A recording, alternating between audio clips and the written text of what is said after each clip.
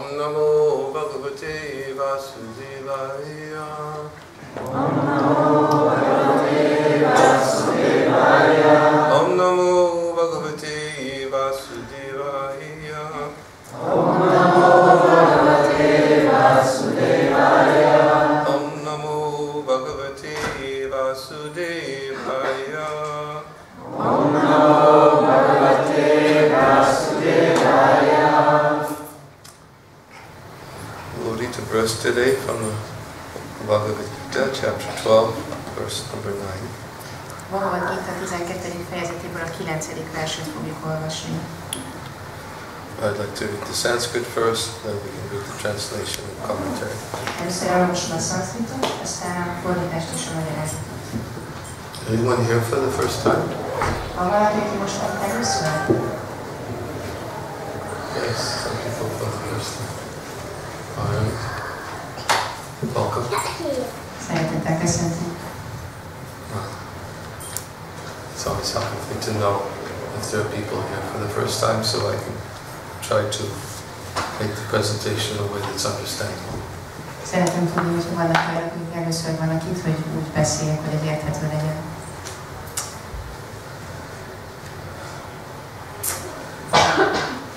This chapter actually is describing the characteristics of pure devotional service. Ez a fejezet a tiszta odaadó szolgálat jellemzőit írja le. Sometimes it's not so easily understood. Néha nem olyan könnyű megérteni. In fact, just this morning I was reading commentary by Srila Prabhupada. He was explaining that the process of devotional service cannot be so easily understood. Ma reggel egy Srila Prabhupada magyarázatot olvastam, ahol azt mondja, hogy a tiszta odaadó szolgálat igazából nem olyan könnyű megérteni. Because it's not simply by how one perceives it externally, because it looks very similar to any other ordinary activity. Mert nem az a lényeg, hogy kívülről hogy néz ki, hiszen nagyon hasonlít bármilyen más közönséges tevékenységnek. But to understand devotional service, Prabhupada was saying, one requires help or assistance or mercy from Lord Chaitanya. Ahhoz, hogy megértsük az odaadó szolgálatot, Srila Prabhupada azt mondja, hogy szükségünk van az Úr Chaitanya kegyére, segítségére. And we were discussing this morning in our presentation how by the mercy of Chaitanya Mahaprabhu he made the subject matter of bhakti, although very difficult to understand, easily accessible. Ahogy a reggeli előadásban beszéltem róla, az Úr Chaitanya ezt a nagyon nehezen megérthető odaadó szolgálatot nagyon könnyen elérhetővé tette. So this verse speaks about devotional service. Ez a vers az odaadó szolgálatról szól. Atachitam samadhatum nas shoknosi mai stiram abhyasa yogena tutomam ichaptam dhananjaya. My dear Arjuna, O winner of wealth, if you cannot fix your mind upon me without deviation, then follow the regulative principles of Bhakti Yoga. In this way develop a desire to attain it. Kedves Arjunám, gazdagság meghódítója, ha képtelen vagy elmédet egyedül rám függeszteni, akkor kövesd a Bhakti Yoga szabályozó elvét. Így módon ébresz fel magadban a vágyat, hogy elérj engem. Purport. In this verse, two different processes of Bhakti Yoga are indicated. Magyarázat. Ez a vers a Bhakti Yoga két különböző folyamatát említi. The first applies to one who has actually developed an attachment for Krishna, the Supreme Personality of Godhead, by transcendental love. Az első azoknak való, akik transzcendentális szeretetükben valóban ragaszkodnak Krishnához, az Istenség legfelsőbb személyiségéhez. And the other is for one who has not developed an attachment for the Supreme Person by transcendental love. A második pedig azoknak, akikben még nem fejlődött ki transzcendentális szeretet a legfelsőbb személy iránt. For this second class, there are different prescribed rules and regulations one can follow to be ultimately elevated to the stage of attachment to Krishna. Az utóbbiak számára különféle előírások és szabályok vannak, melyeket követve végül felemelkedhetnek a Krishna iránti vonzódás síkjára. Bhakti Yoga is the purification of the senses. A Bhakti Yoga az érzékek megtisztítását jelenti. present moment, in material existence the senses are always impure, being engaged in sense gratification. Jelen pillanatban az anyagi létben érzékeink fertőzöttek, mert érzéki élvezetekre használjuk őket. But by the practice of bhakti yoga, these senses can become purified, and in the purified state they come directly in contact with the Supreme Lord. A bhakti yoga gyakorlásával azonban megtisztult állapotukban pedig közvetlen kapcsolatban állhatnak a legfelsőbb Úrral. In this material existence, I may be engaged in some service to some master, but I don't really lovingly serve my master. Ha az anyagi lét során valamilyen mestert szolgálok, a szolgálat nem szeretetteljes, csupán a pénzkedvéért történik. I simply serve to get some money. Are we there? It's merged, the sense. Merged. Yes. You are the translator? No, it's merged in the next sentence. Yes. Okay. And the master also is not in love. He takes service from me and pays me. A mester sem szereti szolgáját, csak elvárja és megfizeti a szolgálatait. So there is no question of love. Szeretetről tehát szó sincs. That stage of love can be achieved by practice of devotional service performed with the present senses. A lelki élethez azonban elengedhetetlen, hogy felemelkedjünk a tiszta szeretet síkjára. This love of God is now in a dormant state in everyone's heart. Az Isten iránti szeretet mindenki szívében ott szúnyad, And there, love of God is manifested in different ways, but it is contaminated by material association. és számtalan módon megnyilvánul, de az anyagi közeg és a materialista kapcsolatok szennyeződésre megfertőzte. Now the heart has to be purified of the material association, and that dormant natural love for Krishna has to be revived. A módszer abban áll, hogy meg kell tisztítanunk a szívet az anyagok azt a szennystől, és fel kell ébresztenünk magunkban a Krishna iránti természetes szunnyadó szeretetet. That is the whole process. Ez a folyamat. To practice the regulative principles of bhakti yoga, one should, under the guidance of an expert spiritual master, follow certain principles. One should rise early in the morning, take bath, enter the temple, offer prayers, chant Hare Krishna, then collect flowers to offer to the deity, cook foodstuffs to offer to the deity, take prasadam, and so on. Egy bhakti yoga szabályozó elveinek betartása érdekében az embernek egy kiváló lelki tanítómester utasításaira hallgatva követnie kell bizonyos szabályokat. Keljen korán, fürödjön meg, menjen el a templomba, és ott mondjon imákat, énekelje a Hare Krishnát, szedjen virágot a Murtinak, főzzön a Murti számára, egyen prasádát, és még sorolhatnánk. There are various rules and regulations which one should follow. Sokféle szabály és előírás van, amit be kell tartania. And one should constantly hear Bhagavad Gita and Srimad Bhagavatam from pure devotees. És ezen kívül állandóan hallgatnia kell a tiszta bakták ajkairól a Bhagavad Gitát és a Srimad Bhagavatamot. This practice can help anyone rise to the level of love of God, and then he is sure of his progress to the spiritual kingdom of God. Ez a folyamat bárkit felemelhet az Isten iránti szeretet szintjére, ahonnan azután kétségtelenül Isten lelki birodalmába kerülhet. This practice of bhakti yoga under the rules and regulations, with the direction of a spiritual master, will surely bring one to the stage of love of God. A lelki tanítómester vezetése alatt a szabályok és előírások betartásával gyakorolt bhakti yoga, tehát biztosan eljutatja az ember az Isten iránti szeretet síkjára. Translation again, my dear Arjuna, O winner of wealth, if you cannot fix your mind upon me without deviation, then follow the regulative principles of bhakti yoga. In this way develop a desire to attain me. Ismét a fordítás. Kedves Arjunám, gazdagság meghódítója, ha képtelen vagy elmélet egyedül rám függeszteni, akkor kövesd a bhakti yoga szabályozó elveit. Így módon ébreszt fel magadban a vágyat, hogy elér engem. Om Gyánatimirandasya Vinandhana Salakaya Chakshur Amritam Yena Tasmai Shri Gurave Namaha Kam Karoti Vaishnava Pangam Rangayate Guru Yakripātamam Vande Shri Guru Niranjana Namaham Vishnupadaya Krishna Prasthaya Bhutale Srimati Bhaktivedanta Swami Iti Namane Namaste Saraswati Devi Gauravani Pracharini Nirvishesha Shanyavadi Paschachadi Satarani Jai Shri Krishna Chaitanya, Prabhu Nityananda, Shri Advaita Gadadhar, Shri Vasadi Gaura Bhaktivinoda.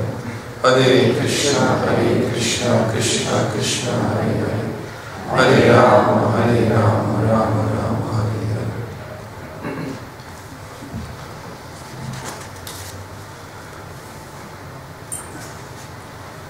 This verse is a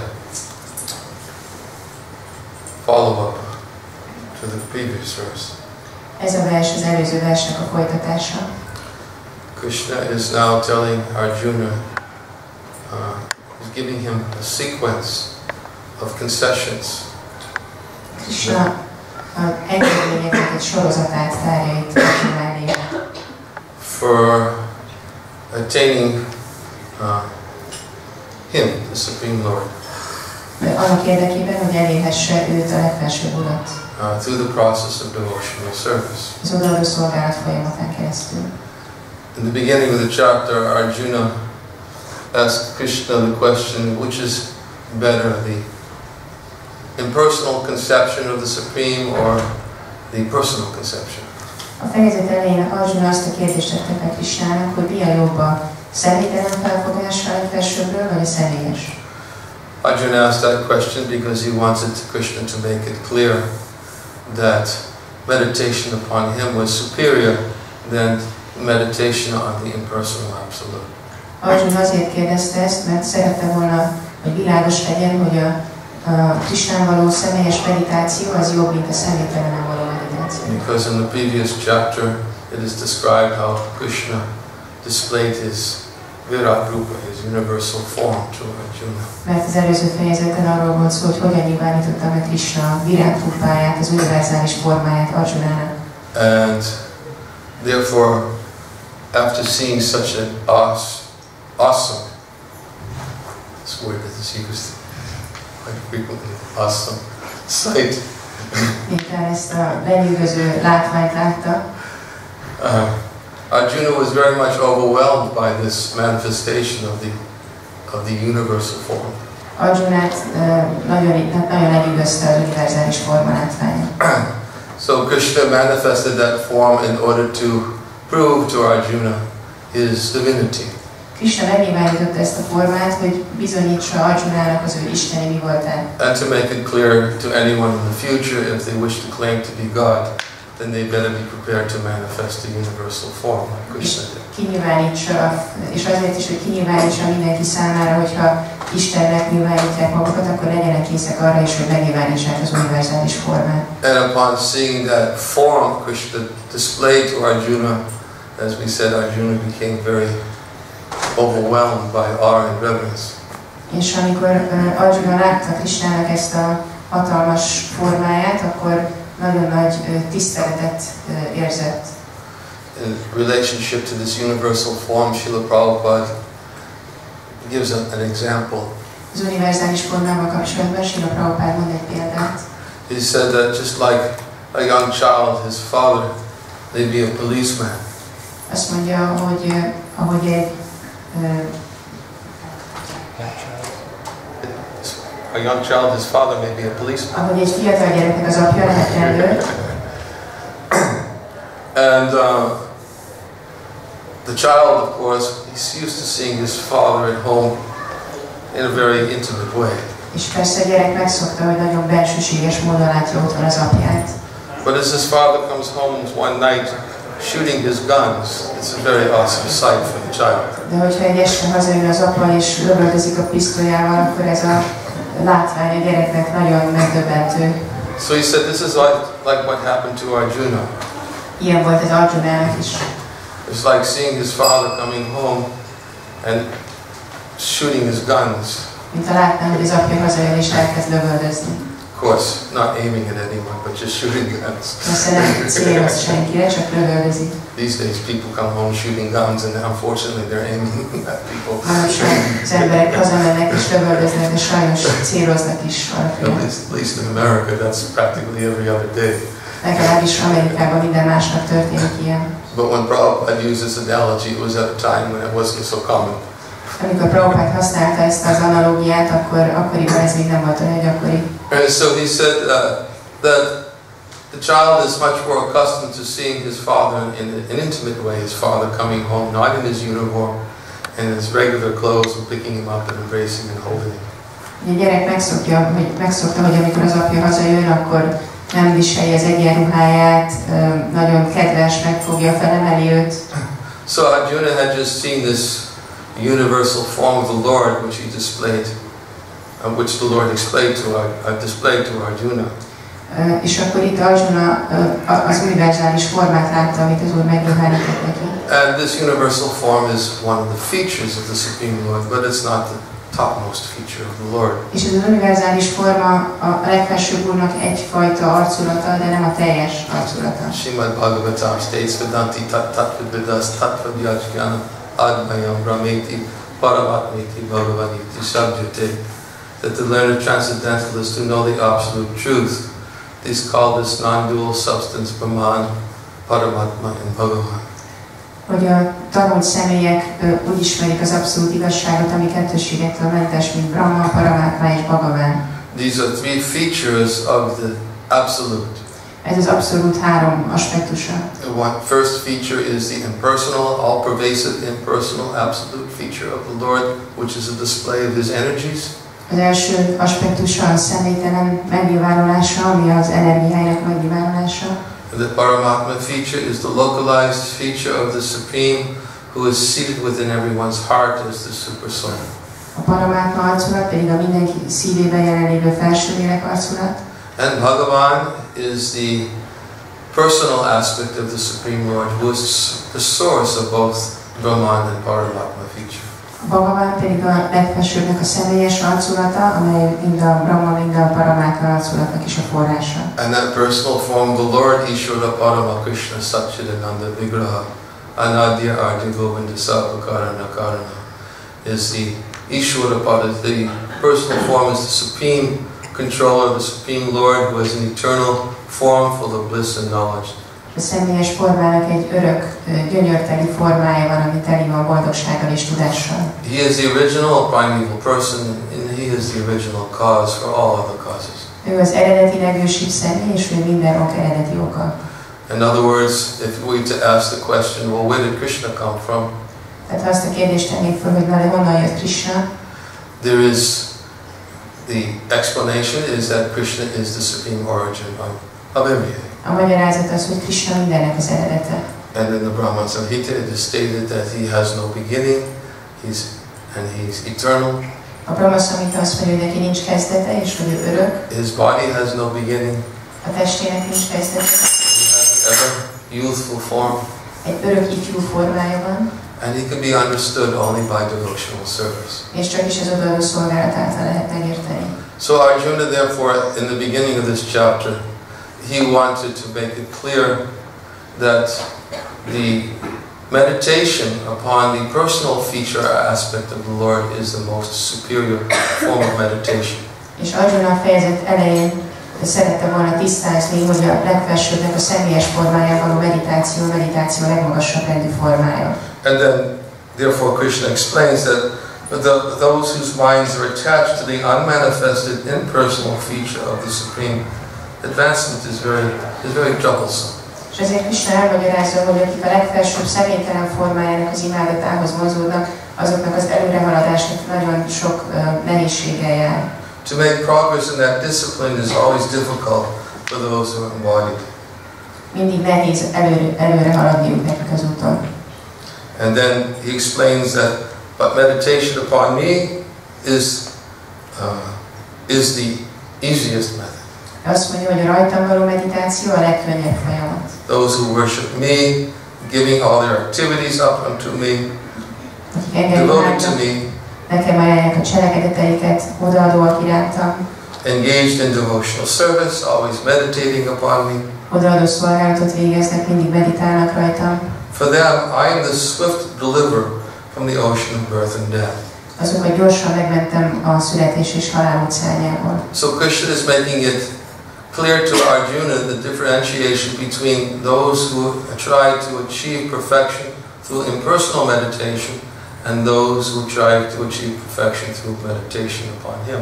Krishna világosan felvázolja a különbséget aközött, hogy milyen, amikor valaki rajta meditál a személyes formán, illetve amikor valaki az ő személytelen arculatán meditál. The difference is, as Krishna concludes in the previous verse, is that I become the swift deliverer from repeated birth and death to those who meditate on me.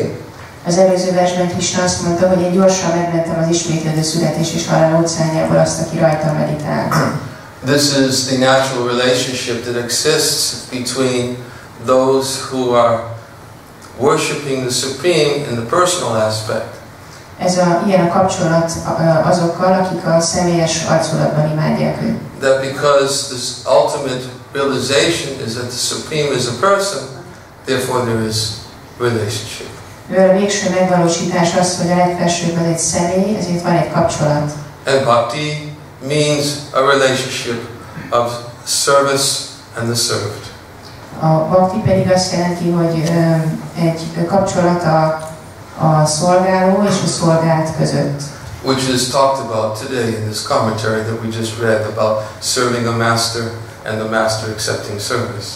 Erről beszélt ez a magyarázat, amit az előbb olvastunk, hogy szolgálni a mestert, és a mester pedig elfogadja a szolgálatot. But just before we get to that, Krishna concludes and says, best thing to do is just always fix your mind upon me. De még ezelőtt Krishna azt mondja, a legjobb dolog, hogyha mindig rám szögezed az elmédet. And then you will live in me always without a doubt. És akkor kétségtelenül mindig bennem fogsz élni. So this is the best. Ez a legjobb. There's nothing better. Nincs ennél jobb. Bhagavad Gita in so many places, Krishna emphasizes this point that meditation upon him is what attracts him to the meditator. Sok helyen hangsúlyozza Krishna a Bhagavad Gitában, hogy amikor valaki rajta meditál, ez vonzza őt a meditáló személyhez. He says, Yoginam apesavisham adhitanantaratmana, that of all yogis, he who always meditates upon me and abides in me in great faith, is most intimately united with me in yoga, and Krishna even himself says, he's the highest of all. Krishna azt mondja, hogy az összes jogi közül az a legkiválóbb, aki mindig az ő személyes formáján meditál, és bensőséges kapcsolatban áll vele. So, why is it the best process? Because in meditation upon the Supreme Lord, in full consciousness, miért ez a legjobb folyamat? Mert hogyha valaki teljes tudatával meditál a legfelsőbben, one establishes a connection between oneself and the Lord. Egy kapcsolatot teremt saját maga és az Úr között. And this connection, of course, is the actual goal of yoga, is to connect. És persze ez a kapcsolat a jóga célja, a kapcsolódás. Without a connection with the Supreme Lord, then the real purpose of life remains unfulfilled. A legfelsőbb Úrral való kapcsolat nélkül az élet célja az beteljesületlen marad. Just like earlier in the earlier chapters of Bhagavad Gita, Krishna tells Arjuna that for one who is not connected with the Supreme can have neither a controlled mind nor a steady intelligence, without which there can be no possibility of peace. Korábban mondta Krishna a Bhagavad Gitában, hogy ha valaki nincs kapcsolatban az Úrral, akkor nem tudja kontrollálni az elmét, nem lehet szilárd az intelligenciája, és így nem lehet békés. And how can there be any happiness without peace? És ha valaki nem békés, akkor hogy lehetne boldog? So Krishna says that for one who's not connected to him, the mind can't be controlled. Krishna azt mondja, hogy aki nem áll vele kapcsolatban, annak nem lehet fegyelmezett az elméje. Intelligence is not steady. Az intelligenciája nem lehet szilárd. And as Prabhupada explains in the commentary, there can be no final goal for the mind. És hogy Prabhupád magyarázza, nem lehet neki egy végső célja az elméje számára. Because by nature we're meant to be connected to something. Nekünk az a természetünk, hogy kapcsolódjunk valamihez. Our constitutional nature is that we are not independent. Az eredeti természetünk az, hogy nem vagyunk függetlenek. And if we were completely independent and self-sufficient, then obviously we would not hanker or aspire for anything. Ha teljesen függetlenek lennénk és önfenntartóak, akkor természetes módon nem vágynánk semmire. We'd just be happy. Csak boldogok lennénk. That's the nature of a person who's completely independent, means to do whatever he wants. Ez a természete valakinek teljesen független, ami azt jelenti, hogy azt csinál, amit akar. Krishna says that about himself. He's independent. He's the supreme independent. Krishna ezt mondja magáról, ő független, ő a legfelsőbb független személy. He says, Namam karmani limpati nami kama pradesmiha. He says, there's no work that affects me, nor do I aspire for the fruits of work. Azt mondja, hogy semmilyen munka nincs hatással rám, és nem is vágyom a munka gyümölcsére. Anyone who knows this truth about me also doesn't become entangled in work. És aki ismeri ezt az igazságot velem kapcsolatban, az nem bonyolódik bele ebbe a világba. So Krishna is independent. Tehát Krishna független. Which means that he can do whatever he wants and he's never implicated. Ami azt jelenti, hogy tehet bármit, de nem lesz következménye. He simply enjoys. Nem köti le, ő csak élvezi magát. That is his position. Ez az ő helyzete. So, because he's supremely independent, he is not bound or forced to do anything. Mivel ő a legfelsőbb független személy, ezért nem köteles, nem kényszerül semmit se tenni. But he says there's one thing that attracts me so much that I can't turn my attention away from it. De azt mondja, hogy van egy dolog, ami annyira vonz engem, hogy nem tudom a figyelmemet elterelni róla. Just as Krishna is so attractive to the living being, hogy Krishna annyira vonzó az élőlény számára, the living being who has love for Krishna is very attractive to Krishna. Ugyanúgy az élőlény, aki rendelkezik a Krishna iránti szeretettel, nagyon vonzó Krishna számára. And Krishna states that this love, this unalloyed love, is so attractive to me that I can't turn my attention away from it. És azt mondja Krishna, hogy ez a vegyítetlen szeretet annyira vonzó a számomra, hogy nem tudom a fejemet elfordítani tőle. He says that the unalloyed devotional service rendered by devotee brings me under his control. Azt mondja, hogy a bakta által végzett vegyítetlen odaadó szolgálat az irányítása alá van engem. And in the story, the well-known story of the Srimad Bhagavatam, Krishna explains to Durvasa Muni how Maharaj Ambarish controlled him, but the Lord. És a Srimad Bhagavatam jól ismert történetében Krishna elmagyarázza Durvasa Muninak, hogy kerül a bakta irányítása alá. Krishna told Durvasa Muni, he said that I'm not at all independent, I'm completely dependent upon my devotee. Krishna azt mondta Durvasa Muninak, hogy én egyáltalán nem vagyok független, teljes mértékben a baktámon függök. And the devotee is always in my heart and I'm always in the heart of the devotee. És a bakta mindig a szívemben van, és én mindig a baktám szívében vagyok. The devotee doesn't think of anyone but me, and I don't think of anyone but him. Egy bakta nem gondol senki másra rajtam kívül, és én nem gondolok senki másra rajta kívül. That may sound like a profound statement. Ez egy nagyon mély tartalmú kijelentés. How can we say that the Supreme, who is the seed-giving Father of all living beings, can make a claim that I only think of one person exclusively? Hogy mondhatja az a személy, aki azt is mondja magára, hogy ő a magadadó Atya minden élőlényben, hogy ő kizárólag egy személyre gondol. But he can do that because he's supreme. De ő képes erre, mert ő a legfelső. He can fully place himself in completely dependent relationship upon those who love him. Teljesen függővé tudja tenni magát azoktól, akik szeretik őt. And therefore, Krishna tells Durvasa Muni, he said that the devotee is always in my heart, I am always in my devotee's heart. Krishna mondja Durvasa Muninak, hogy én mindig a bakták szívében vagyok, és a bakták mindig az én szívemben vannak. And because the devotee only thinks of me, I can only think of him. És mivel a bakta csak rám tud gondolni, én csak a baktára tudok gondolni. So this is relationship. Ez a kapcsolat. And therefore, when Krishna tells Arjuna that one who always meditates upon me completely, that is the highest form of meditation. És amikor Krishna azt mondja Arjunának, hogy aki teljes mértékben rajta meditál, ez a meditációnak a legmagasabb rendű formája. And he explains why, because I become so purchased by that devotee who always meditates on me that I very quickly deliver him from the repetition of birth and death. Elmagyarázza, hogy ez a bakta igazából megvásárolja őt, és így kiszabadítja őt nagyon gyorsan az ismétlődő születés és halál óceánjában. Whereas those who endeavor to achieve perfection by their own strength alone, míg aki csupán a saját erejéből próbálja elérni a tökéletességet, by worship upon the impersonal form of the Lord, az Úr személytelen formáját imádva, they do not establish a connection with the Supreme Lord because they think they can achieve perfection by their own efforts alone.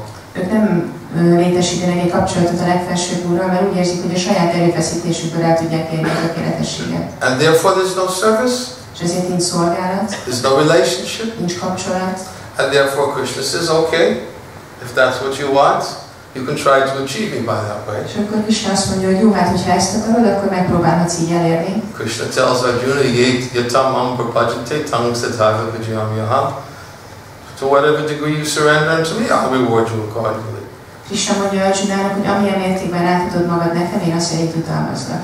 Everyone follows my path in all respects, O son of Krita. Mindenki minden tekintetben az én utamat követi, ó Pritán fia. So what Krishna is saying is if you want to worship me in this impersonal feature, it's very troublesome, very difficult. You can do it.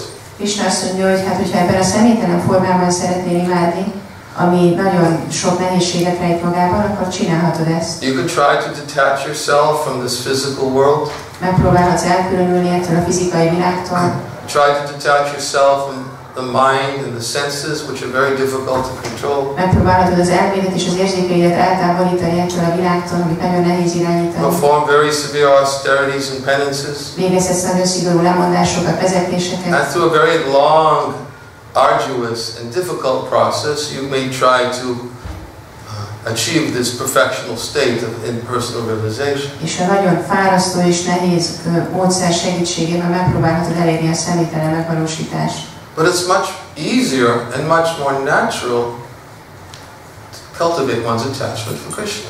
De sokkal természetesebb és sokkal könnyebb a Krishna iránti vonzódást kultiválni. Because that's the most natural relationship. Mert ez a legtermészetesebb kapcsolat. Although Krishna is supremely independent, we are not independent. Habár Krishna végtelenül független, mi nem vagyunk függetlenek.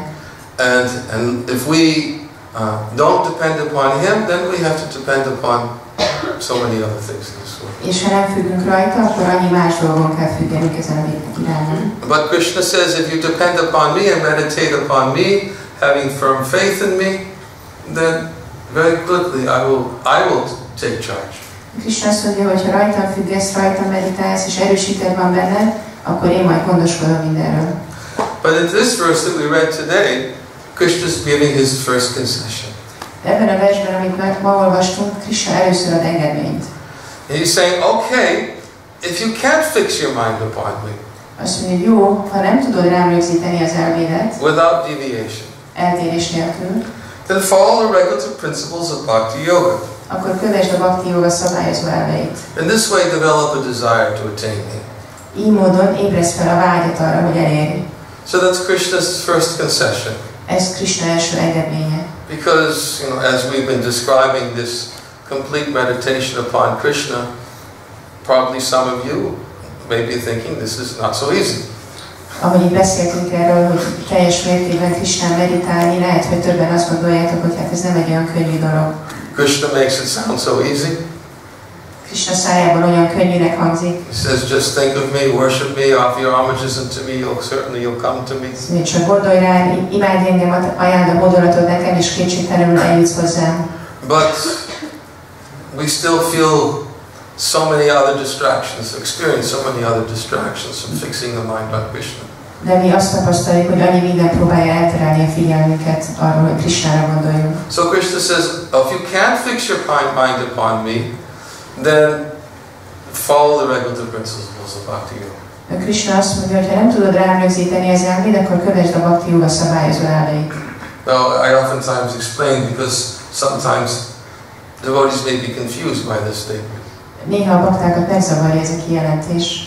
That is, as soon as they hear regulative principles, they immediately think that Krishna is telling Arjuna, no meat, eat fish, eggs, no intoxication, no gambling, no illicit sex. Azt gondolják, hogy amikor Krishna azt mondja, hogy kövesd a szabályozó elveket, akkor azt mondja, hogy ne egyél húst, halat, tojást, ne játsszál szerencsejátékot, ne éljél tiltott nem életet, és ne fogyasz kábító és vámolítószereket. But this is not what Krishna is telling Arjuna.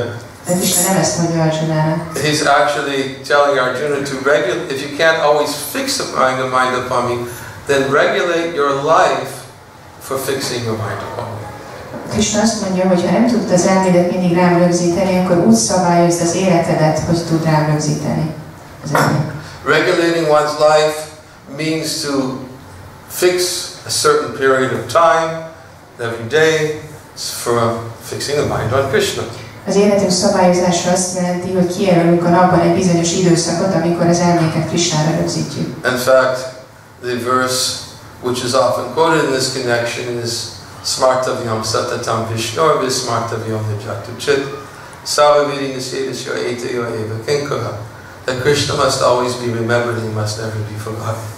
Ezt a verset idézik nagyon gyakran ezzel a témával kapcsolatban, ami azt mondja, hogy mindig emlékezzünk Krishnára, és sose felejtsük el őt. All the rules and all the prohibitions which are given in the scriptures are meant to serve this principle. A szabályok a szentírások minden előírása és minden tiltása ezt az elvet szolgálja. So again, here we hear the verse, always think of Krishna. Itt megint halljuk ebben a versben, hogy gondolj mindig Krishnára. And never forget Krishna. És sose felejtsd el Krishnát. So again, this seems like this most inconceivable, unattainable state of consciousness, which is not directly perceivable in our conditioned state of mind. Ez megint egy felfoghatatlan és elérhetetlen tudatállapotnak tűnik a számunkra, amiről azt gondoljuk, hogy tehát el sem tudjuk képzelni a jelenlegi állapotokban. But Vishwanath Chakravarti Thakur, one of our acharyas and our disciplic successors, explained that the word Satatam in this verse means every day. De Vishwanath Chakravarti Thakur, aki az egyik ácsárjánk a tanítványi láncolatunkban, azt mondja, hogy a Satatam azt jelenti, hogy minden nap. And he explains the reason why it means every day. És elmagyarázza, hogy miért azt jelenti, hogy minden nap. He says because there are prohibited activities and prescribed activities which must be followed. Azt mondja, hogy vannak tiltott tettek és vannak előírt tettek, amiket követni kell. Just like when a devotee takes his initiation vows. Például amikor a bakta avatási fogadalmat tesz. He vows to follow certain prescribed activities. Megfogadja, hogy bizonyos előírt tetteket végre fog hajtani. Every day I will chant minimum 16 rounds Hare Krishna. Minden nap minimum 16 kör Hare Krishna mantrát fogok énekelni. This is prescribed, it's favorable. Ez előírt, kedvező. If we chant Hare Krishna, it helps us to remember Krishna, to think of Krishna, to meditate on Him. Ha énekeljük a Hare Krishnát, akkor ez segít abban, hogy Krishnára gondoljunk, hogy emlékezzünk rá, hogy meditáljunk rajta. It puts us in contact with Him because Krishna and His name are not different. Kapcsolatba kerülünk Krishnával, mert Krishna és a neve nem különböznek. So this is a very favorable prescribed activity, chanting Hare Krishna. Hát ez egy nagyon kedvező előírt tett, énekeld a Hare Krishnát. And I make a vow that every day I will chant a minimum 16 rounds. I'll try to fix my mind on this. És megfogadom, hogy minden nap 16 kört fogok zsapázni, és törekszem arra, hogy az elmémet Krishnára szögezzem. And the prohibited activities are the devotee vows that he will not take intoxication, no gambling. És amikor a bakta a tiltások között megfogadja, hogy nem fogyaszt kábító és felmerítószereket, nem játszik szerencsejátékot, és tudjátok, hogy mik ezek. So these are prohibited activities. Ezek a tiltott tettek. So there are prescribed activities which are favorable, and then there's prohibited activities, things that we have to restrict ourselves from doing because it's not very favorable. Tehát vannak előírt tettek, amik kedveznek nekünk, és vannak tiltott tettek, amik nem segítenek, nem kedvezőek. So if one's mind is always thinking of Krishna, amiket korlátozni kell, és hogyha az ember elméje mindig Krishnára gondol, why does one have to think about or worry about prohibited activities? Akkor miért kell aggódni a tiltott tettek miatt? Why does one have to worry about forgetting Krishna? Miért kell aggódnia amiatt, hogy esetleg elfelejteni Krishnát? If one is always engaged in favorable activities in service to Krishna, then why does one even have to think about prohibited activities? Ha az ember mindig kedvező tetteket végez Krishna szolgálatában, akkor miért kell egyáltalán tiltott tettekkel foglalkoznia? In other words, if the mind is automatically favorably drawing towards Krishna, it's a distraction to have to worry about prohibited activities. Hogyha az elme természetszerűen kedvezően vonzódik Krishnához, akkor az egy zavaró dolog azzal foglalkozni, hogy mik a tiltott tettek. In fact, the Bhagavatam actually describes the symptoms of paramahamsas who accepted Krishna within the core of their hearts. A Bhagavatam jellemzi a paramahamsákat, akik a szívük mélyen elfogadták Krishnát. Paramahamsas is described who have accepted Krishna within the core of their hearts. They're attracted to spontaneously attracted to speaking about the topics of Krishna as if they're ever fresh and ever newer and newer and newer. Ezek a paramahamsák annyira vonzódnak az iránt, hogy Krishnáról halljanak, hogy mindig olyan nagy ízt tapasztalnak ebből, mint hogyha mindig újabb és újabb lenne. they are spontaneously attracted to speaking about such topics in the same way that materialists are spontaneously attracted to speaking about women and sex. Spontán módon vonzódnak az iránt, hogy a legfelsőbb úrról halljanak, ugyanúgy, ahogy a materialisták spontán módon vonzódnak az iránt, hogy a nőkről és a szexuális életről halljanak. This is a verse spoken in the 10th canto of the Srimad Bhagavatam. Ezt a verset a Srimad Bhagavatam 10. énekében Szülinap Goswami mondja. He's describing that the characteristics of the Paramahamsas is that they are always spontaneously attracted to speak about Krishna, as if such topics are ever fresh. Azt mondja, hogy a Paramahamsáknak az a jellemzője, hogy mindig ösztönösen vonzódnak a Krishnáról való hallás iránt, és olyan számukra, mint hogyha ez a téma ez mindig újszerű lenne. Why? Because they've accepted Krishna within the core of their heart. Miért? Mert a szívük mélyén elfogadták Krishnát. Just like a materialist, if he has something else in his heart, mint a materialista, hogyha neki valami más van a szívében, then it doesn't take much to trigger what's in his heart. Nem kell sok, hogy az ember így beindítsa azt, ami a szívében van. If he's always meditating on mundane things in his heart, hogyha a szívében mindig világi dolgokon meditál, he doesn't have to practice speaking about mundane topics. Nem kell gyakorolni a világi témákról való beszédet. It's spontaneous for him. Ösztönösen jön neki. I remember actually, I use this example because I remember that before I came to Krishna consciousness, I used to build houses. Mielőtt a Krishna tudathoz csatlakoztam volna, házakat építettem. I used to work with a lot of laborers and constructing houses all over on Cape Cod, America. Sok munkással dolgoztam, és így közösen házakat építettünk Amerikában. And I reflect, I remember that the people I used to work with, whenever a woman would walk by, it didn't take much to stimulate a discussion about that woman. És emlékszem, hogy amikor dolgoztunk, bármikor, amikor egy nő elment arrafelé, akkor nem kellett sok, hogy mindenki elkezdjen erről a nőről beszélni. I mean, so many times a day, just take one woman to walk by and immediately spontaneous. Olyan sokszor a nap folyamán bárhányszor elment egy nő, mindig spontán módon tudtak róla beszélni. So Bhagavatam gives that analogy. Bhagavatam ezt az analógiát említi. That if something's within one's heart, one's always meditating on it, then it doesn't take much to trigger some discussion about it. Ha az ember szívében van valami, akkor nem kell sok ahhoz, hogy elkezdjen róla beszélni. So for Paramahamsas who've accepted Krishna within the core of their hearts, a Paramahamsák elfogadták Krishnát a szívük mélyén, who sees Krishna everywhere. És ők Krishnát látják mindenhol. Krishna says, the one who sees me everywhere and sees everything in me, I'm never lost to him, he's never lost to me. És Krishna azt mondja, hogy aki mindenhol engem lát, és mindenben lát engem, az annak számára én sose vagyok elveszve, és ő sem veszik el sose nekem. Then they're in Krishna consciousness. Ők Krishna tudatban vannak. Their minds, their hearts are fixed in meditation upon the Supreme Lord. Az elméjük és a szívük szilárdan a legfelsőbb Úrra meditál. They're already thinking of Krishna. Már eleve Krishnára gondolnak. So therefore, why do they have to think about prohibited activities which are not favorable for thinking about Krishna? Miért kéne akkor tiltott cselekedetekre gondolniuk, amelyek nem kedvezőek ahhoz, hogy az ember Krishnára tudjon gondolni? But the verse says, always think about Krishna and never forget about Krishna. De a vers azt mondja, hogy gondolj mindig Krishnára, és sose felejtsd el őt. And all the prescribed activities in the Vedas and all the prohibited activities in the Vedas are meant to serve these two principles. És minden előírás és minden tiltás a világban ezt a két elvet szolgálja. So Vishwanath Chakravarti Thakur therefore says that this verse is speaking about those who are in this second category that Prabhupada speaks about in the commentary. Vishwanath Chakravarti Thakur azt mondja, hogy mindez azokról szól, akik a második kategóriába tartoznak, azok közül, akikről Prabhupada beszél a magyarázatban. He says in this verse two different processes of bhakti yoga are indicated. Azt mondja, hogy ez a vers a bhakti yoga két különböző folyamatát említi.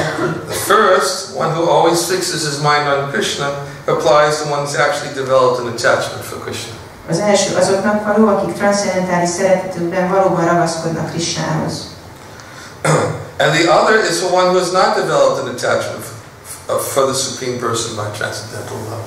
A második pedig azoknak, akikben még nem fejlődött ki transzcendentális szeretet a legfelsőbb iránt. So for one who has not yet developed an attachment to the Supreme Lord, akiben még nem fejlődött ki a ragaszkodás a legfelsőbb Úr iránt, then he has to follow the regulative principles of Bhakti Yoga. Annak követnie kell a Bhakti Yoga szabályozó elveit. And the regulative principles of Bhakti Yoga means every day one has to hear about Krishna.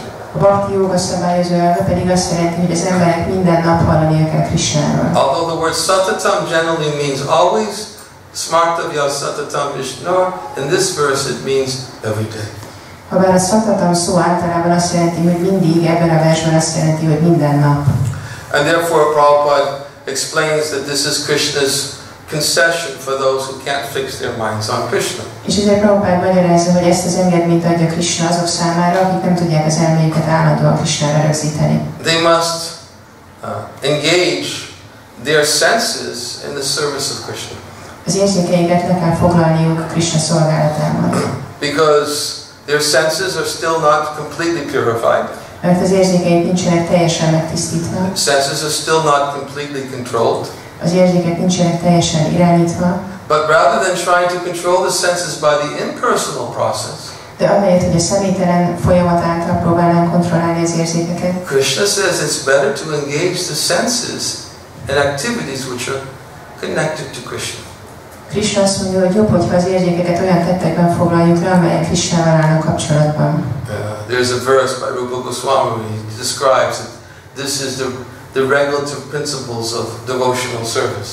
Rupa Goswaminek az egyik verse azt mondja, hogy ezek az utaló szolgálat szabályozó elvei. That by engaging the senses in the service of the Supreme Lord Rishikesh. Hogyha az érzékeket lefoglaljuk a legfelsőbb úr Rishikesh szolgálatában. There's another verse, Savapari Vinyamuktam Tatparat Vena Nirmala Rishikena Rishikesha Sevanam Bhakti Ruchate. That when one engages his senses in the service of Rishikesh, who is Krishna, the master of the senses. Hogyha az érzékeinket lefoglaljuk Rishikesh, Krishna az érzékek mestere szolgálatában, then two byproducts will automatically manifest.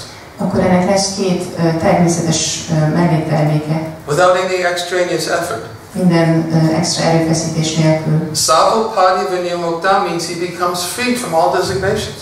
Mindenféle megjelöléstől megszabadulunk. He doesn't have to struggle to detach himself from the designation of his visible body. Nem kell erőfeszítést tenni arra, hogy megszabaduljon a fizikai testével kapcsolatos megjelölésektől. Rishikena Rishikesha Sevanam Bhakti Ruchate. So the two byproducts is he becomes free from material designations and his senses become controlled. A két melléktermék tehát az, hogy az ember megszabadul az anyagi megjelölésektől, és az érzékei irányítása alá kerülnek. Krishna, who is Rishikesh, the master of the senses, gives the senses a superior engagement. Krishna, aki Rishikesh, az érzékek mestere, az érzékeknek egy magasabb rendű elfoglaltságot ad. And therefore, when the senses have a superior engagement, then automatically they can be controlled. És amikor az érzékeknek magasabb rendű elfoglaltsága van, akkor természetesen lehet irányítani. It's like Prabodhananda Saraswati, he explains that when the senses, when one engages in the service of Lord Chaitanya, then the venomous serpents of the senses become like serpents with broken fangs. They no longer have any poisonous effect. Prabodhananda Saraswati Thakur magyarázza, hogy ha valaki az Úr Chaitanyát szolgálja, akkor az érzékek, amelyek olyanok, mint a mérges kígyó, olyanná válnak, mint az a kígyó, akinek ki van törve a méregfoga. Therefore Krishna is saying it's easier. Why take the troublesome path? Take the easier path. Ezért Krishna azt mondja, hogy miért választanál a nehéz utat? Válaszd a könnyebb utat. It's easier to meditate, to fix on the personal form of the Lord. Könnyebb az Úr személyes formáján meditálni, arra rögzíteni az elmét. And to engage the senses in the personal service of the Lord. És az érzékeket az Úr személyes szolgálatába állítani. And therefore, Prabhupada in his commentary goes on to explain how different ways to engage the senses in the personal service of És the akkor Lord. itt Prabhupada magyarázat további részében arról beszél, hogy hogyan tudjuk az érzékeinket lefoglalni az Úr szolgálatában. Rising early in the morning, Korán kelni reggel, not to get up and to go to work, but to rise early in the morning to get up and to worship the Lord. nem azért, hogy munkába menjünk, hanem keljünk korán, hogy tudjuk imádni az Urat reggel. To take bath for service to the Lord. Fürödjünk meg, hogy szolgálhassuk az Urat. To enter the temple and offer prayers and chant Hare Krishna for the glorification of the Lord. A templomban ajánljuk imákat és énekeljük a Hare Krishnát, hogy dicsőítsük az Urat. To collect flowers to offer to the Lord, gyűjtsünk virágokat, amiket felajánlhatunk az Úrnak, to cook foodstuffs, to offer to the deity of the Lord, főzzünk ételeket, hogy ezt felajánlhassuk az Úr Murtiának, to honor foodstuffs which have been offered to the Lord. hogy megtiszteljük azt az ételt, amit már felajánlottak. These are all different ways that the senses can be employed in direct service to the Lord. Ezek mind különböző módszerek, amelyekkel az érzékeket ne tudjuk foglalni az Úr szolgálatában. And devotional service rendered in regulated devotional service in sadhana bhakti, És a szabályozott odaadó szolgálat, a sadhana bhakti, the potential to come to the platform of spontaneous love is there simply by engaging the senses in the service of the Supreme Lord Rishikesh. megvéd bennünket és eljuttat a spontán szolgálat szintjére, pusztán azáltal, hogy az érzékeket lefoglaljuk a legfelsőbb személynek a szolgálatában. Every day. Minden nap. This is regulated principles of Bhakti Yoga. Ez a Bhakti Yoga szabályozó elve. And then of course Krishna will go on and give more concessions. Persze aztán Krishna ad további engedményeket is. He says he'll go in the next verse and said if you can't practice these regulations of Bhakti Yoga, Következő versben azt mondja, hogy hát ha nem tudod a Bhakti Yogának ezeket a szabályozó elveit követni, well then just try to work for me. akkor csak próbálj nekem dolgozni. Offer the fruits of your work for me. A munkád gyümölcsét ajánl nekem. And by working for me you'll come to the perfect stage. És ha nekem dolgozol, akkor eléred a tökéletes szintet. Concession number 3. Harmadik engedmény. If you are unable to work in this consciousness of me, then try to act giving up the results of your work and try to be self-situated. Hogyha nem tudsz úgy dolgozni, hogy közben mindig tudatos vagy rólam, akkor legalább a munkád eredményét ajánl fel mindig nekem a munkádnak a gyümölcsét, és így helyezkedj el magadban. Concession number 4. 4-es engedmény. If you can't do that, Ha nem vagy képes erre, then engage yourself simply in the cultivation of knowledge. akkor legalább műveld a tudást. Better than that is meditation or renunciation of the fruits of action. Jobb annál a meditáció és a tettek gyümölcséről való lemondás. And because at least by such renunciation, one's mind can become a little peaceful. Mert az ilyen lemondás legalább egy kicsit békésé tudja tenni az elmét. So these are all different gradual concessions that Krishna makes to Arjuna. Today we simply spoke about the first concession for those who can't fix their mind on Krishna always. Tehát ezek itt különböző fokozatok, ahol Krishna engedményeket tesz, és ma az első engedményről beszéltünk, ami segít, hogy mindig Krishnára fókuszáljuk az elménket. Prabhupada would oftentimes quote the verse by Rupa Goswami, Yena tena prakarinya mana Krishna naveshaya. Prabhupada gyakran idézte ezt a verset Rupa Goswamitól. He would translate that verse as saying that it is the duty of the spiritual master to somehow or other get the disciple to fix his mind on Krishna. Úgy fordította, hogy a lelki tanítómesternek az a kötelessége, hogy valamilyen módon rávegye a tanítványt arra, hogy az elméjét Krishnára rögzítse. All the rules and the prohibitions can come later. Minden szabály és tiltás jöhet később. And Prabhupada quoted that verse many times when people would challenge Prabhupada. Prabhupada sokszor idézte ezt a verset, amikor az emberek kihívóak voltak vele. Saying, how can you possibly make these Westerners into Vaishnavas? Azt mondták neki, hogy hogyan tudnál ezekből a nyugatiakból vajsnavákat csinálni. They're not accustomed to the Brahminical ways of life.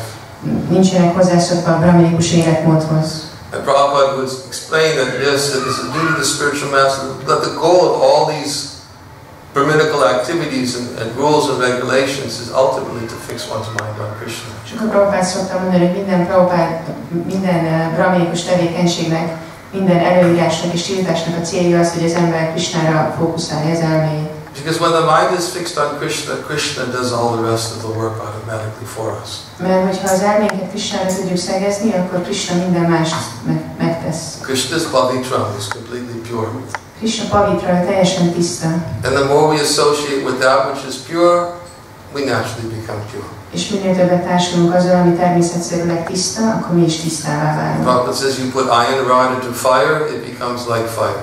Prabhupada szoktam mondani, hogy ha vasrudat tűzbe helyezed, akkor olyan lesz, mint a tűz. Someone may argue, but it's iron. How can you say it's fire? Lehet, hogy valaki így vitatkozik, hogy de hát ez vas, miért mondod azt, hogy ez tűz? And Prabhupada says, touch it. Prabhupada azt mondja, hogy érintsd meg. it burns just like fire. Ugyanúgy éget, mint a tűz. Because of it, more is in association of fire, it becomes just like fire. Minél többet társul a tűzzel, annál inkább olyan lesz, mint a tűz. So the more we associate with Krishna favorably, így minél többet társulunk Krishnával kedvezően, because Krishna is Pavitram, he's always completely pure. Mivel Krishna Pavitram, ő mindig teljesen tiszta, then the heart becomes pure. Akkor a szív tisztává válik. So Prabhupada says, therefore, in this today's commentary, that we must engage the senses in the service of Rishikesh, the master of the senses, by regulating our senses in devotional service. Ezért Prabhupada azt mondja ebben a magyarázatban, amit ma olvasunk, hogy mindig foglaljuk el a szolgálatunkat Rishikeshre, az érzékek mestere szolgálatában, és ezzel szabályozzuk az érzékeinket. And one must daily hear the topics of Bhagavad Gita and Srimad Bhagavatam about the glories of pure devotional service. És minden nap hallgassuk a Bhagavad Gitát és a Srimad Bhagavatamot a tiszta odaadó szolgálat dicsőségéről. Enter into the ear and go to the heart. Ami belép a fülön keresztül, és aztán elmegy a szívbe. And by association with Krishna in these different ways, Krishna acts from within the heart. És ha így különböző módokon társulunk Krishnával, akkor Krishna a szívünkben dolgozik. To make the practitioner of Bhakti Yoga perfect in all respects. Hogy a Bhakti Yoga gyakorolja minden tekintetben tökéletessé váljon. Why should one struggle by some other method when one can get the direct assistance of Krishna himself? Miért kínlódjon az ember valamilyen más folyamattal, hogyha megkaphatjuk Krishna közvetlen segítségét is? And that's why Arjuna asked Krishna that question at the beginning of this chapter. Ezért kérdezte Krishnától Arjuna azt a kérdést a fejezet elején. Which is the better process? Hogy melyik a jobb folyamat? Meditating on you or meditating on the impersonal? Rajtad meditálunk, vagy ha végtelen meditálunk? And then Krishna will go on to explain further in this chapter. És akkor Krishna ezt tovább magyaráz ebben a fejezetben. To explain how this process of meditation is always superior. Elmagyarázza, hogy a meditációnak ez a folyamata mindig magasabb rendű. It's natural. Természetes. It's the most natural. A legtermészetesebb. Kriti Sajja Bhavet Sajja Bhavasa Sadhana Bidar Rupa Goswami explains. Rupa Goswami magyarázza. This is just like a young child has a propensity. Prabhupada says just like a young child has an innate propensity to walk. Azt mondja, hogy egy kisgyerekben benne van a hajlam arra, hogy járjon. Somebody may see the young child when it's reached that particular stage when it's time to practice walking. Lehet, hogy valaki meglát egy kisgyereket, amikor eljutott abba a korba, amikor már itt az ideje, hogy elkezdjen járni. And the child gets up and falls down, gets up and falls down. Akkor a gyerek feláll és elesik, feláll és elesik.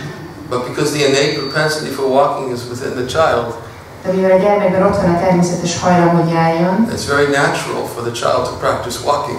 Nagyon természetes, hogy gyakorolja a járást. So in the same way, it's very natural for the living being to serve Krishna. Hasonló módon nagyon természetes az élőlény számára Krishnát szolgálni. That's the most natural form of existence because our constitutional nature is to serve. Ez a legtermészetesebb dolog a számunkra a létben, mert ez az eredeti helyzetünkkel. So therefore, Srila Prabhupada has given us the method to cleanse the senses by engaging them in the service of Rishikesh, the master of the senses. Akkor Srila Prabhupada adta ezt a folyamatot, hogy megtisztítsuk az érzékeinket, azáltal, hogy lefoglaljuk azokat Rishikeshre, az érzékek mestere szolgálatában. Which is just the most natural way to become self-realized. Ami a legtermészetesebb módja annak, hogy önmegvalósítottá váljunk. And happy. És boldoggá. How can one be happy if there's no peace of mind? Hogyan lehetne bárki is boldog, hogyha nem békés az elméje? If one doesn't connect self to the Supreme, there be no controlled mind and no steady intelligence without which there's no possibility of peace. Ezt mondja Krishna, tehát hogyha valakinek nincs kapcsolata Krishnával, akkor nem tudja kontrollálni az elméjét, nem lehet szilárd az intelligenciája, és akkor nem lehet békés. And how can there be any happiness without peace? És ha nem békés, hogy lehetne boldog? So, I think I'm going off time. I should stop here. Azt hiszem, hogy egy kicsit túlfutottam az időt. Would anybody like to ask a időt. question? Szeretne valaki kérdezni valamit?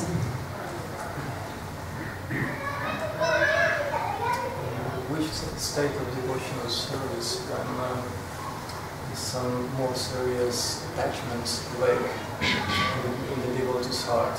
Which state of service? When more serious attachment?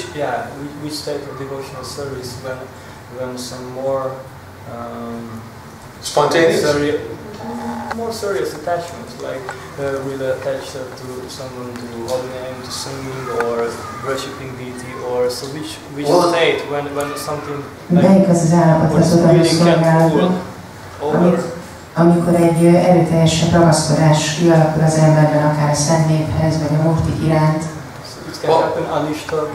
All the different levels of devotional service are different gradations of attachment, increasing attachment to Krishna. Az odaadó szolgálat különböző szintjein mindegyiken más szintű ragaszkodásunk van Krishna iránt. In the beginning stages of devotional service, attachment for Krishna may not be so strong.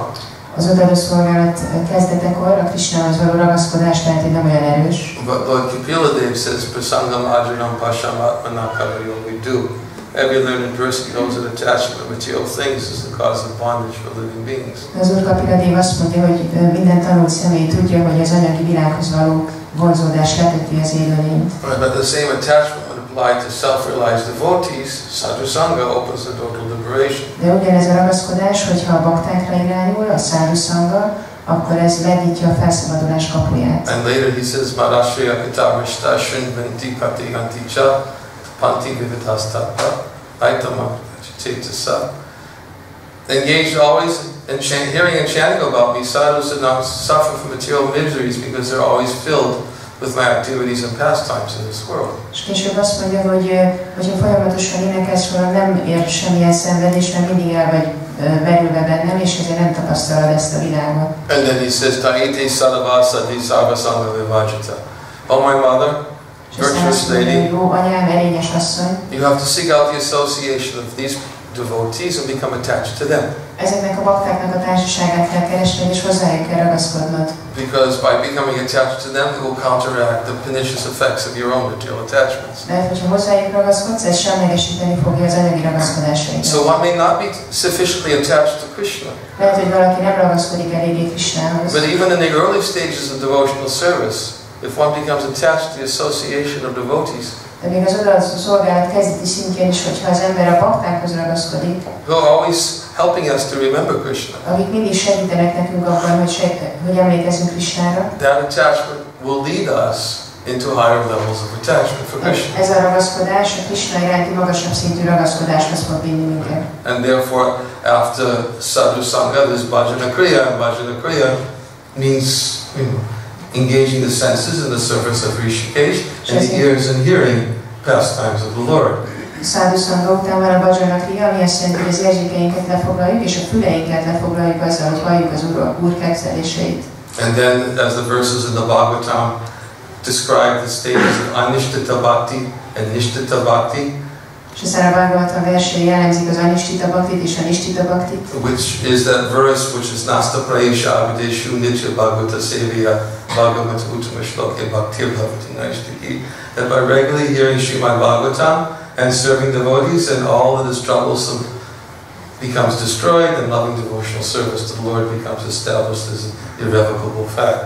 Ami azt mondja, hogy a Srimad Bhagavatam rendszeres hallásával és a tiszta bakták szolgálatával az odaadó szolgálat visszavonhatatlan tényként megszilárdul bennünk, és eltűnik minden akadály. So the anartha nivriti stage is when the attachment, unwanted attachments, anarthas, are eradicated because the natural attachment to Krishna is awakened. Az anartha nivriti szinten az a szint, amikor az anartha nem értékes ragaszkodásaink eltűnnek, mert a Krishnához való ragaszkodásunk felébred. Which is a more advanced stage of attachment, which is a result of sadhu sangha, attachment to the association of devotees. Ami a ragaszkodásnak egy magasabb szintje, és a Sadhu Sanghának az eredménye, vagyis a baktákkal való társulásnak. And then nishta. És aztán jön a nishta. This attachment becomes fixed. Ez a ragaszkodás szilárd. Satam prasangam mama virya sambhavo bhavanti hridkana rasayana kata taj joshana ashvapavarga vapmani shraddha ratira bhakti andukra nishyati. Then the association of devotees, pastimes of the Lord, becoming very pleasing to the ear and then enter into the heart. Társaságában az Úrról való hallás nagy örömet okoz a fülnek, és belép a szívbe. That as one goes on hearing these pastimes, then gradually his attachments go away. Ahogy az ember tovább hallgatja ezeket a ketteléseket, a ragaszkodásai fokozatosan eltűnnek. And then there's rati, there's someone Deep attachment. És megjelenik a rati, a mély ragaszkodás. And then real devotion and devotional service actually begins. És akkor elkezdődik a valódi odaadó szolgálat. So Vishwanath Chakravarti Thakur explains that in this verse, explains that from Shraddha, the very beginning stage, all the way to Prema. Vishwanath Chakravarti Thakur tehát magyarázza, hogy egészen a Shraddha szinttől kezdve a Prémáig the best method for increasing attachment to Krishna is satam prasangam abhiviri sambhava. A legjobb módszer, hogy erősítsük a ragaszkodásunkat, ez a satam prasangam. It's the most powerful method, most powerful process. Virya samvidó, ez a legerőteljesebb folyamat. So, if one becomes attached to associating with devotees, he's good. Leghatékonyabb folyamat. Tehát, hogyha valaki ragaszkodik ahhoz, hogy a bakták társaságában legyen, az jó. If he becomes attached to hearing about Krishna and the association of devotees, then his path is open and clear. Ha ragaszkodik ahhoz, hogy a bakták társaságában halljon Krishnáról, akkor az útja nyitva áll. Because the natural attachment will automatically awaken within the heart. Mert a természetes ragaszkodás automatikusan fel fog ébredni a szívében. So, for us, for me, that's that's the attachment I seek. Számunkra, nekem ez az a ragaszkodás, amit keresek. To associate with those who are always helping me to remember Krishna. Társulni azokkal, akik segítenek, hogy mindig tudjak emlékezni Krishnára. And then everything else comes. És akkor ebből minden más jön idővel. Okay. Excuse me. I have to stop here. Meg kell állnom. Thank you very much. Köszönöm szépen. Niranjana Swami Maharaj.